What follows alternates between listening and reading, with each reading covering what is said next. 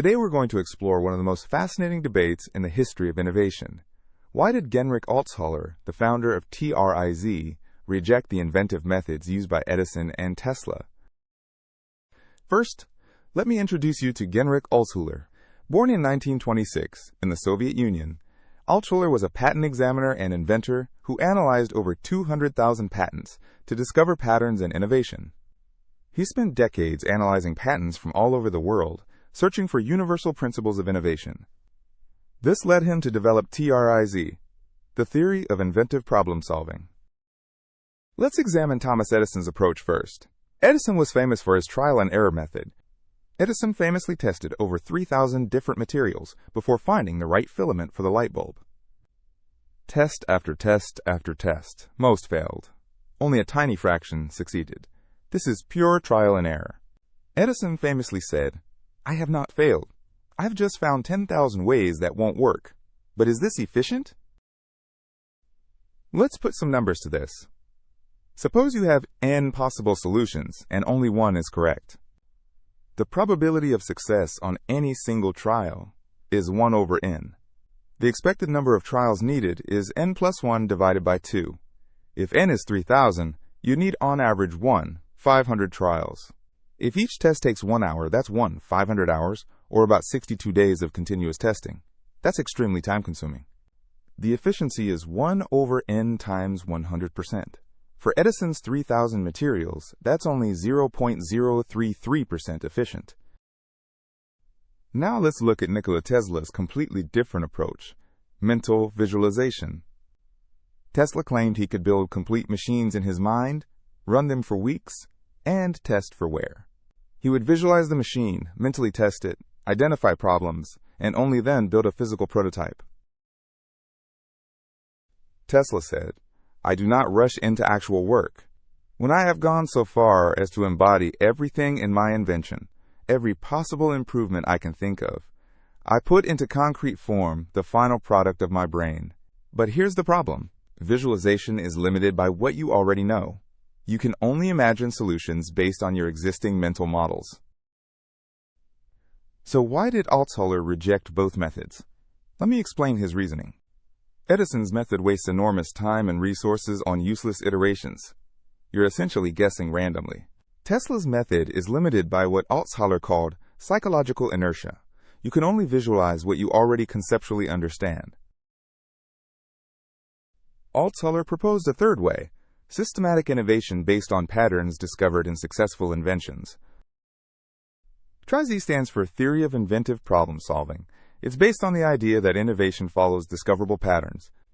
The core principle is that problems and solutions repeat across different industries. What works in aerospace might solve a problem in medicine.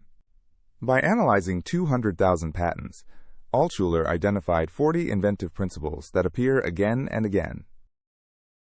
Let me give you examples of some of these 40 principles. Principle 1. Segmentation. Divide an object into independent parts. Think of modular furniture or sectional sofas. Principle 2. Taking out. Extract the disturbing part or property from an object, like removing caffeine from coffee. Principle 15. Dynamics. Make an object adaptable or optimal at each stage of operation, like adjustable seats in cars. Principle 35. Parameter changes. Change the physical state of an object, like using liquid nitrogen for cooling. Now let's compare all three approaches using some mathematical reasoning. Let's say the total solution space has n possible solutions. Edison's time is approximately n over 2 times the time per test. If n is 10,000 and each test takes 1 hour, that's 5,000 hours. Tesla's time is k times the mental modeling time, where k is much smaller than n over 2. Maybe k equals 10 iterations. TRIZ time is the analysis time plus application time. You analyze the problem, identify the relevant principle, and apply it. Let's use real numbers. Suppose we need to solve an engineering problem. Edison might need 5,000 hours or 208 days. Tesla might need 100 hours or 4 days. TRIZ might need only 20 hours or 1 day. TRIZ can be 250 times faster than trial and error. That's a massive efficiency gain. One of TRIZ's most powerful tools is the contradiction matrix. Let me explain how it works. Most inventive problems involve contradictions. Improving parameter A worsens parameter B. For example, making a car faster typically uses more fuel. Speed versus efficiency is a contradiction. The matrix has 39 engineering parameters. You find the intersection of what you want to improve and what gets worse. The matrix suggests which principles to apply. So the big question, was Altshuller right to reject Edison's and Tesla's methods? Let's examine this from a modern scientific perspective. The answer is, Altshuller was mostly right, but not entirely. Let me explain the nuances. First, let's look at where Altshuller was absolutely correct. Point 1. Pure trial and error is indeed inefficient for complex problems with large solution spaces. If problem complexity grows as 2 to the power n, where n is the number of variables, then random search becomes exponentially slower. Point 2. Psychological inertia is real. Studies show experts often cannot see solutions outside their domain. Point 3. Patterns genuinely exist. Modern pattern analysis confirms Altschuller's findings using machine learning. But here's where modern invention science shows Altschuller's view was incomplete. Point 1. Random exploration has value, especially in highly novel domains where no patterns exist yet. Point 2. Modern neuroscience shows mental simulation uses the same brain regions as real action. It's more powerful than Altshuller acknowledged. Point 3. The best approach often combines systematic thinking with intuitive exploration. Today's most successful innovators use hybrid approaches that combine all three methods. Use TRIZ to narrow the solution space systematically. Use visualization to develop intuition. Use rapid prototyping to test and iterate. Let's look at some empirical evidence from modern research. Studies show companies using TRIZ solve problems about 60% faster on average. Patents developed using TRIZ score 1.4 times higher on novelty metrics than those without. However, TRIZ works best for incremental innovation. For radical breakthroughs, more exploratory methods may be needed. Let me give you a concrete modern example: SpaceX's reusable rockets. They use TRIZ principles like preliminary action, positioning landing legs before launch, and self-service, rockets land themselves.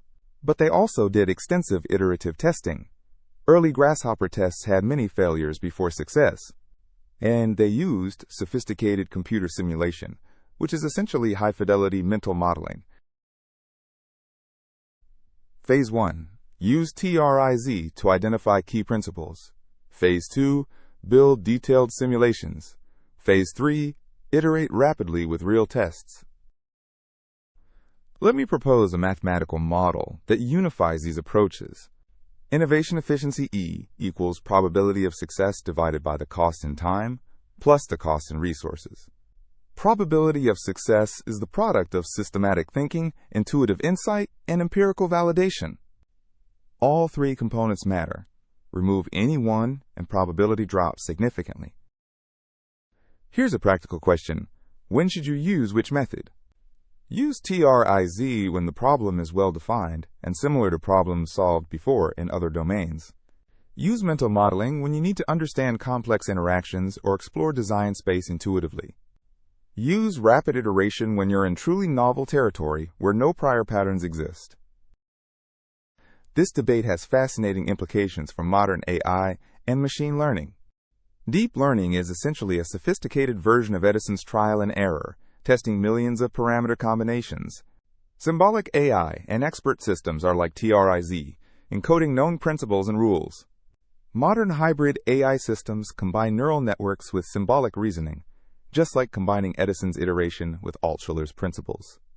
AI performance is a function of both data-driven learning and structured knowledge. So what's the final verdict? Was Altshuller right or wrong?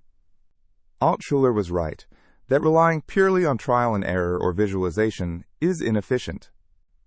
He was right that understanding systematic principles dramatically accelerates innovation, but he underestimated the value of intuitive exploration and empirical testing. The modern view is that integration is optimal. Use all three approaches strategically.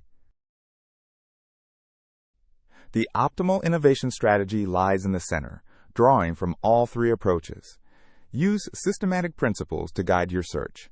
Use intuition to generate novel ideas. Use testing to validate and refine.